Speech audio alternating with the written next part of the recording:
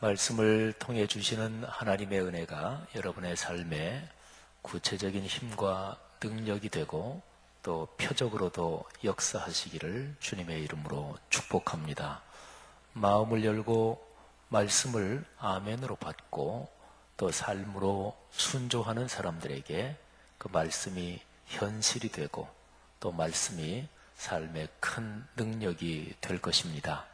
선포하는 말씀이 여러분의 삶으로 흐르고 여러분을 통해서 여러분의 주변 모든 사람들 또 온 세상으로 흘러서 창세기 12장 3절에 있는 말씀처럼 하나님이 주시는 복을 흐르게 하는 복의 유통자 또 복을 전달하는 복된 한 주간 되기를 주님의 이름으로 축복합니다.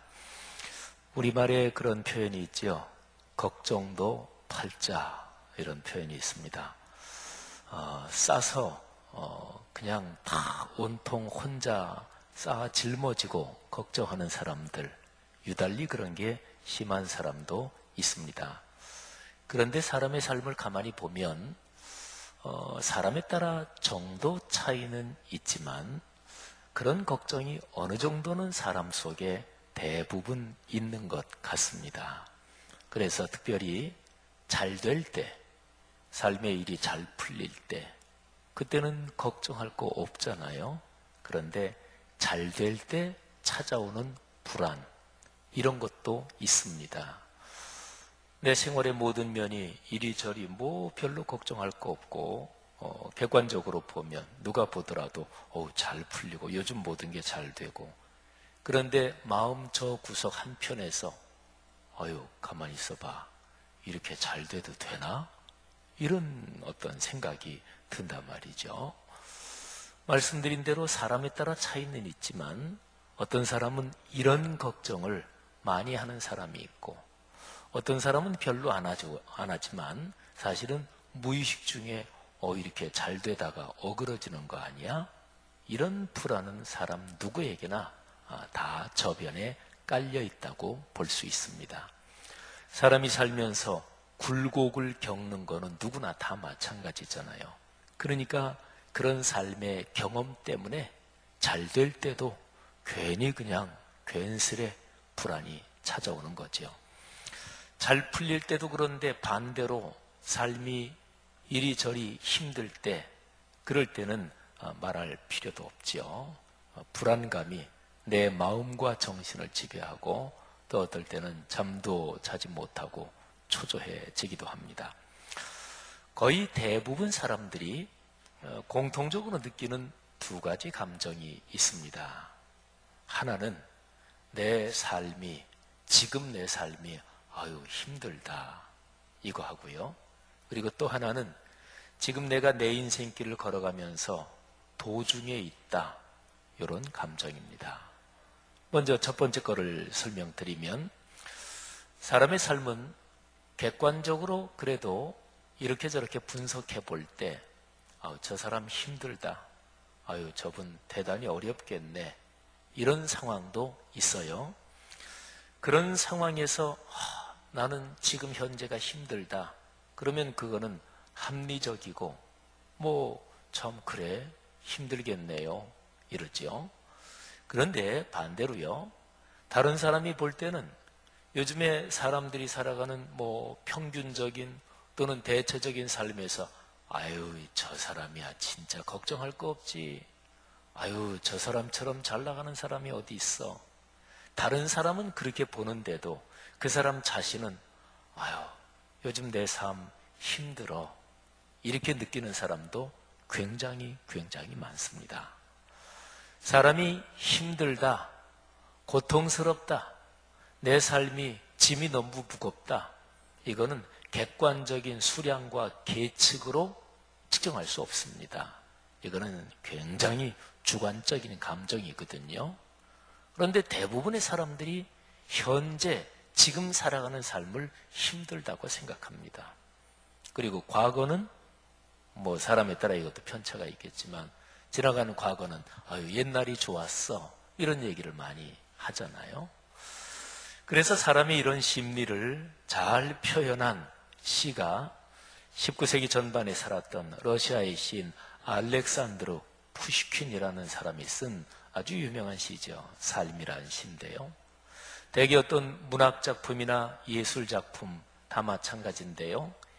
인간 역사가 오래 지속되어 오면서 거기서 사람들이 공통적으로 느끼는, 공통적으로 경험하는 이런 거를 시로, 소설로, 그림으로, 음악으로 표현했을 때 그게 시대와 문화권을 뛰어넘어서 고전이 되고 명작이 되는 거거든요. 근데 푸시킨의 그 시는 이렇게 읽으면 뭐 동양 사람, 서양 사람 할 거 없이요. 맞아. 삶이라는 게 그런 거지. 하고 공감을 하게 됩니다. 제가 그 일부분만 낭송해 보겠습니다. 삶이 그대를 속일지라도 슬퍼하거나 노여워하지 말라. 슬픈 날에는 참고 견디라. 즐거운 날이 오고야 말리니. 마음은 미래를 바라니 현재는 한없이 우울한 것. 모든 것이 하염없이 사라지나 지나가 버린 것은 그리움이 되리니. 삶이 그대를 속일지라도 노여워하거나 서러워하지 말라. 절망의 날 참고 견디면 기쁨의 날 반드시 찾아오리라. 마음은 미래에 살고 현재는 언제나 슬픈 법. 모든 것은 한순간에 사라지지만 가버린 것은 마음에 소중하리라. 참 기막히잖아요. 삶을 깊이 성찰하는 시인의 시어가 깊이 마음에 와닿죠. 제가 일부 읽었습니다마는 여기에 보면 현재를 중심으로 과거 그리고 미래, 이 시간에 세 구분이 여기에 기록이 되어 있습니다. 현재는 한없이 우울하대요. 원래가 그렇대요. 언제나 슬픈 법이래요, 현재는. 그래서 사람은 마음이 현재의 슬픔을 견디려면 좋아질 거야. 미래에 희망이 있어. 이길 수 있을 거야. 그러니까 마음을 미래에 둬야, 그래야 사람은 현재를 견딘다는 거예요. 그리고 현재가 슬프고 힘들지만 그런데 막상 지나가면 그립다는 거예요. 그러잖아요. 뭐 그런 생각들 안 드십니까? 아이고, 내 40대 좀 더 신나게 살았어야 되는데 근데 벌써 60대인데 어떻게 해요? 돌아갈 수도 없고. 그잖아요. 저 같은 경우는 옛날에 유학생활 때 유학생활 한 5년 정도 독일에 있었는데 그때 좀 충분히 누리면서 살 걸. 근데 어떻게 해요? 벌써 지나갔는데. 그래서 유학 가는 젊은이들한테 학위에 대한 걱정이 늘 목에 가시처럼 힘든 게 유학생활이지만 나도 그렇게 못했지만 근데 독일에 있을 때 또는 뭐 미국 어디라도 참 좋은 그 곳에서 한번 충분히 누리면서 살아라. 내외간이 어디 여행도 가고 그리고 일주일에 하루 정도는 좀 이렇게 쉬면서 둘러도 보고 그런 거지요. 사람은 자기 현재의 삶이 힘들다 이렇게 생각합니다. 물론 참 낙관적이고 낙천적인 사람도 있어요.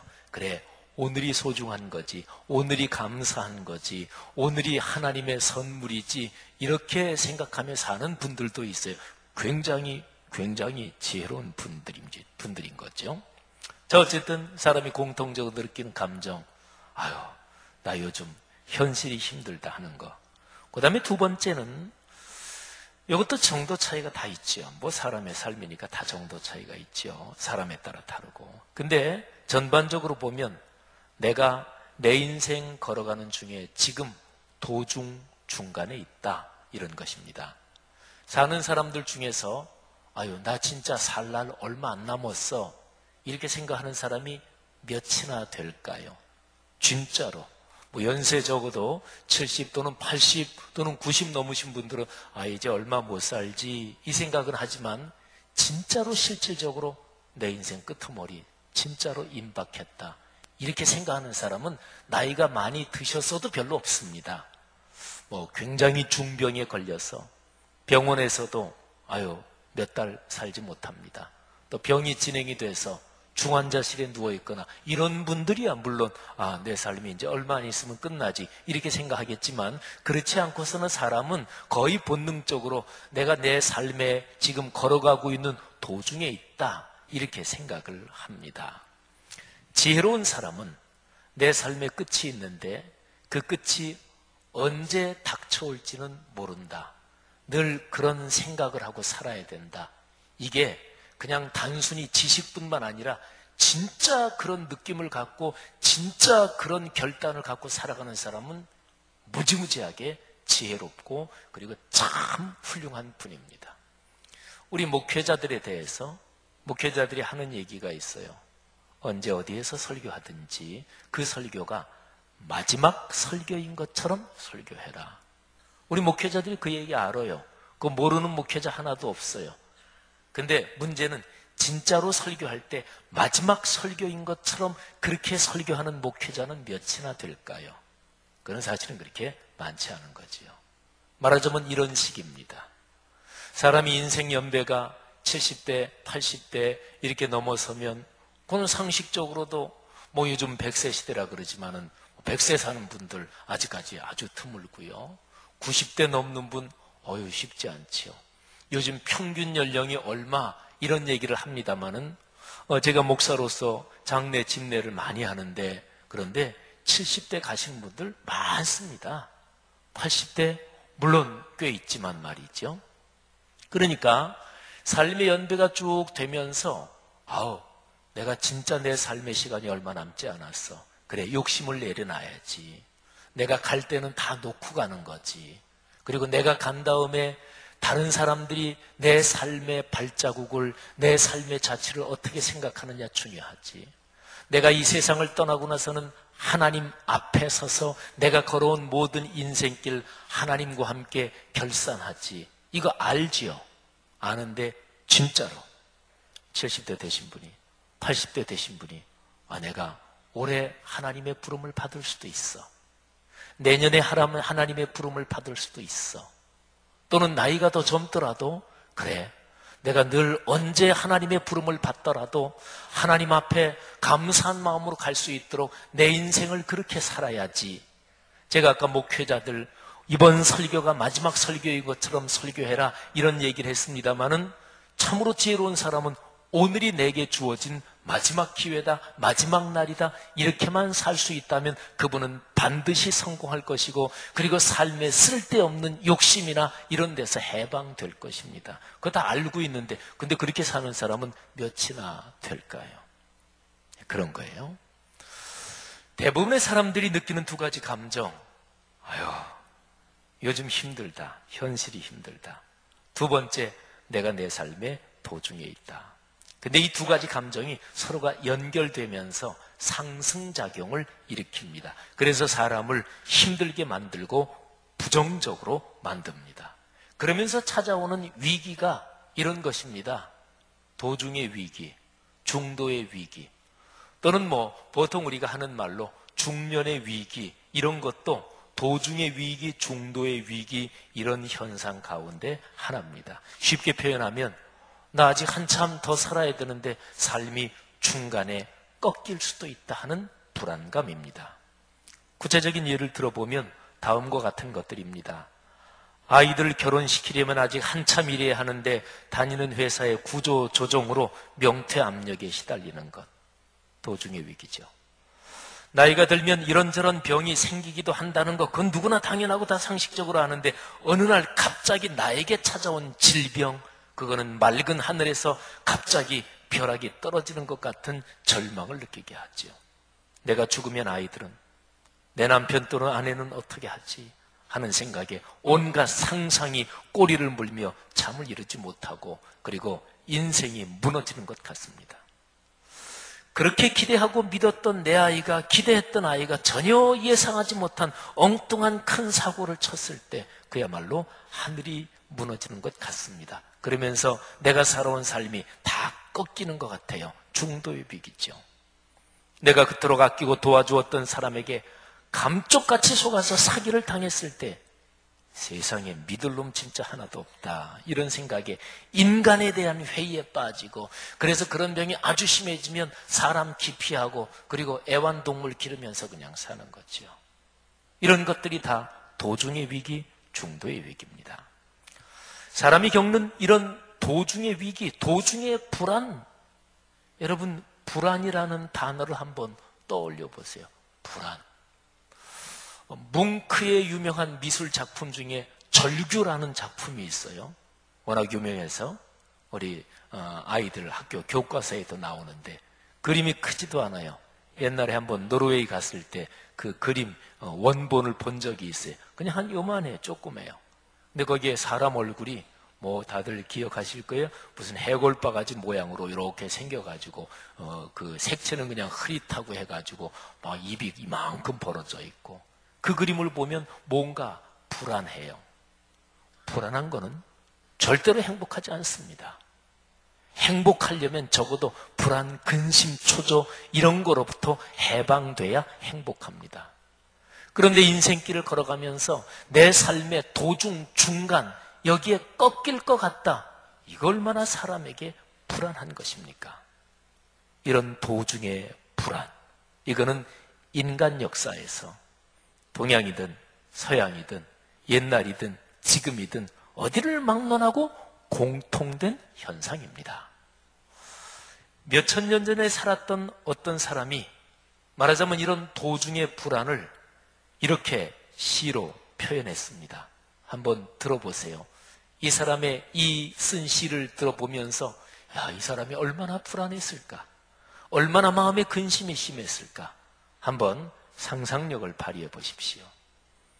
여호와여, 내 기도를 들으시고 나의 부르짖음을 주께 상달하게 하소서. 나의 괴로운 날에 주의 얼굴을 내게서 숨기지 마소서.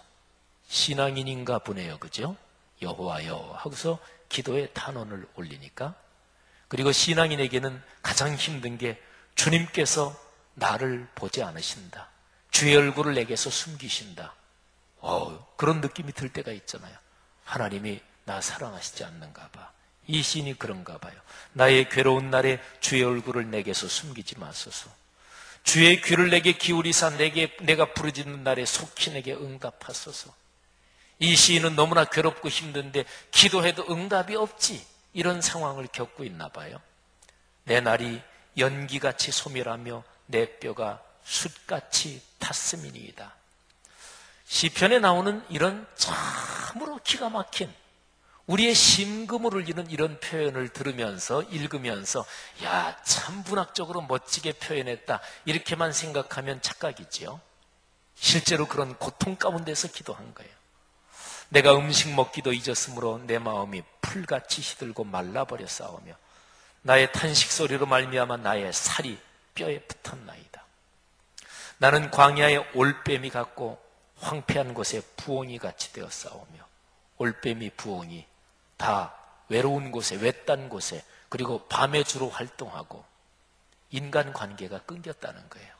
왕따 당했다는 거예요. 아무도 나 알아주지 않는다, 그런 거예요. 나이 들면 그런 느낌이 들기도 하고, 사람이 실패하고 나면 다른 사람은 사실 그렇게 생각하지도 않는데 제 스스로 나 당하는 거지, 나 왕따 당하지, 나 실패했다고 무시하지, 이런 생각이 들잖아요. 이 사람의 심정이 어떤 건지는 모르지만 광야의 올빼미, 황폐한 곳의 부엉이, 바로 그런 심정인 거지요. 내가 밤을 새우니, 그렇죠.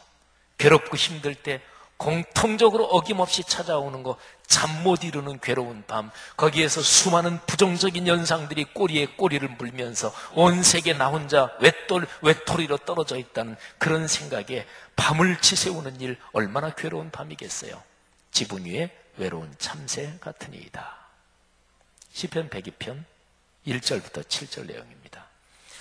이 시에 붙은 제목이 곤고한 자가 마음이 상하여 그 근심을 여호와 앞에 토하는 기도입니다. 말씀드린 대로 시편 기자, 신앙인의 기도죠. 저자가 누군지는 알지 못해요.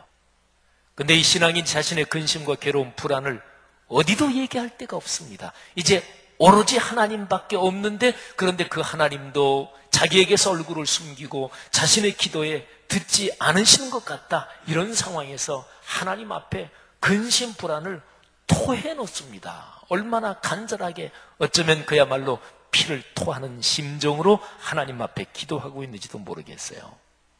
그런데 이 사람이, 이 시편 기자가 겪고 있는 불안, 괴로움의 정체가 무엇인가요?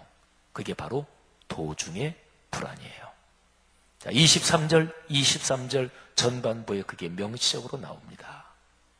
그가 내 힘을 중도에 쇠약하게 하시며 내 날을 짧게 하셨도다. 중도에. 그죠? 나의 말이 나의 하나님이여 나의 중년에 나를 데려가지 마옵소서. 여기에 나의 중년이라는 표현이 나오잖아요.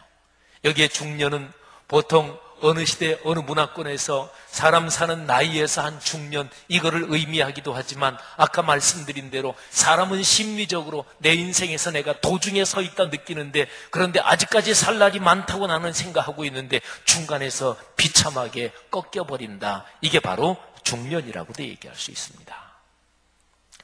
성도 여러분, 여러분의 삶에서 이런 불안을 느끼는 경우가 있나요? 예, 아마 누구에게나 다 있겠죠. 근데 자주 있나요? 지금 그러신가요? 말씀드린 대로 사람의 감정은 주관적입니다. 남들 보기에는 아유 저분 뭐 걱정할 게 뭐가 있어? 그런데 자기 자신은 남 모르는 고민 때문에 밤잠 못 이루는 그런 사람도 있습니다. 사랑하신 여러분, 말하자면 도중의 불안, 중도의 위기, 이런 것 때문에 떨고 두려워하고 있지는 않습니까? 어떻게 해결하시나요? 애써 그냥 참고 그냥 꾹꾹 눌러서, 또는 어떤 사람은 아주 그냥 명랑한 척 해결되나요?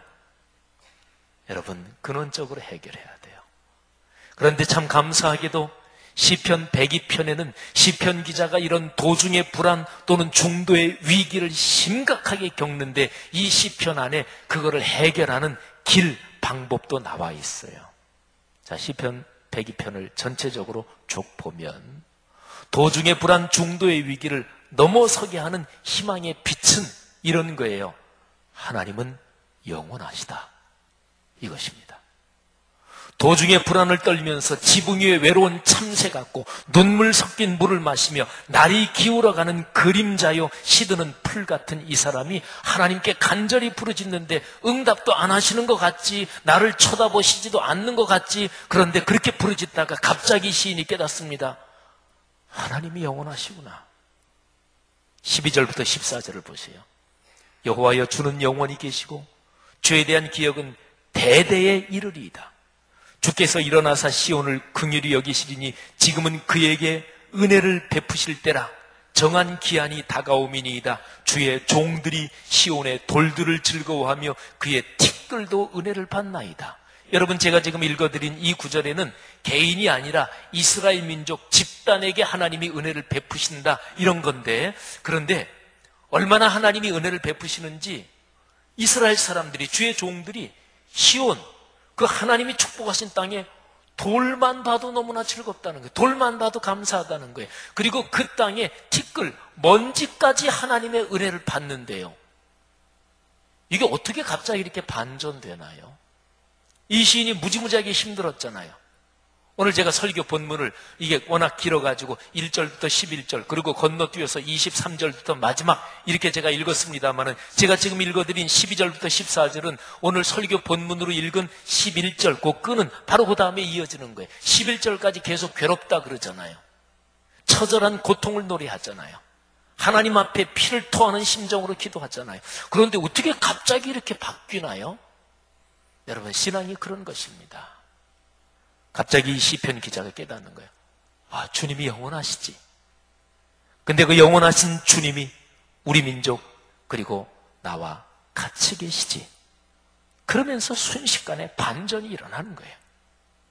자, 이런 반전이 뒤에도 또 한 번 나와요. 오늘 설교 본문에 집어넣은 부분인데, 아까 위에서도 말씀드렸죠. 24절 전반부에 보면 중년에 나를 데려가지 마옵소서, 이런 간청이 나오죠. 근데 24절 그 뒤에 바로 이어지는 후반부에서부터 쭉 밑으로 주님이 영원하시다, 이거를 찬양하고 감격합니다.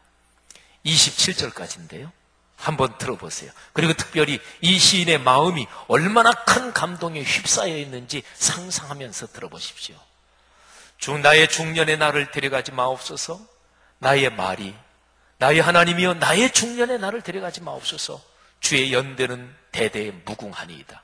주께서 옛적의 땅에 기초를 놓으셨사오며 하늘도 주의 손으로 지으신 바니이다. 천지는 없어지려니와 주는 영존하시겠고 영원히 계시겠고 그것들은 다 옷같이 낡으리니 의복같이 바꾸시면 바뀌려니와 주는 한결같으시고 변함이 없으시고 굴곡이 없으시고 변덕이 없으시고 인간 세상의 경기 변동 또는 마음이 그저 조변석게 그러나 주님은 그런 거 없으신 늘 여일하신 분이고 여일하신 사랑으로 여일하신 말씀의 약속으로 나와 같이 계시고 주의 연대는 무궁하리이다. 아멘.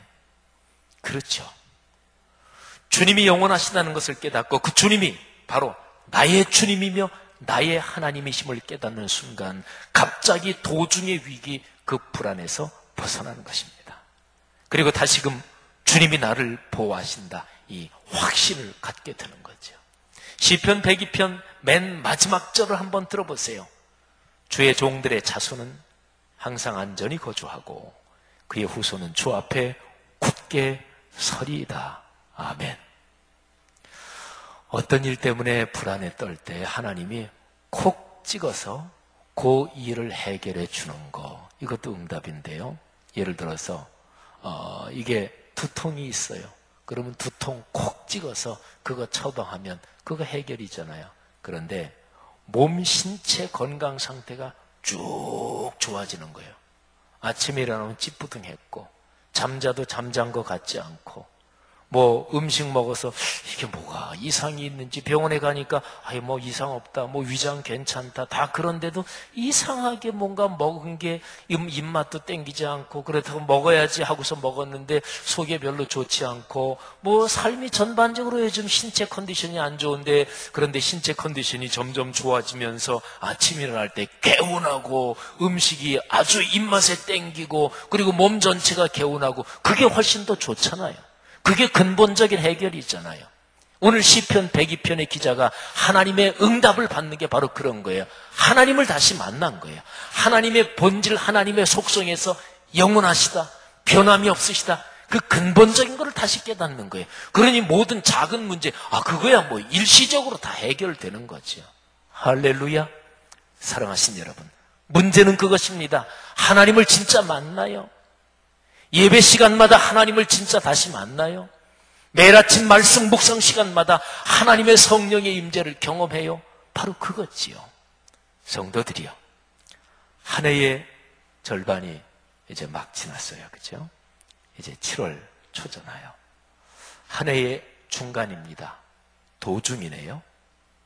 혹시나 1년 지나오면서 올해 한 해 도중의 불안, 중도의 위기 1년으로 따져서 그런 것 때문에 시달리고 계시지는 않습니까? 다시 한번 힘을 내야죠. 올해 남은 절반을 희망으로 바라보며 그리고 우리와 같이 계시는 주님을 찬양하며 걸어가야죠. 꿈새 하프타임은 바로 그런 의미를 담고 있는 우리 교회의 참 중요한 기도 모임입니다.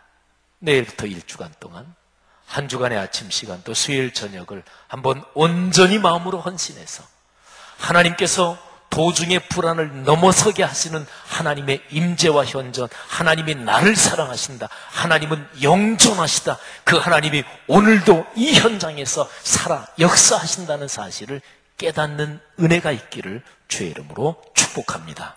그래서 올 후반 남은 6개월 동안 하나님이 여러분을 축복하시는 축복이 여러분에게 넉넉하기를, 그리고 여러분을 단순히 만났다는 것 때문에, 여러분의 손 한번 잡았다는 것 때문에, 여러분하고 인사했다는 것 때문에 하나님이 여러분에게 주신 복이 여러분이 만나는 주변 사람들에게도 넉넉하게 퍼지기를 축복합니다. 그게 바로 영향력입니다. 그게 바로 거룩한 영향력입니다. 그런 복이 있기를 주의 이름으로 축원합니다. 기도하십시다.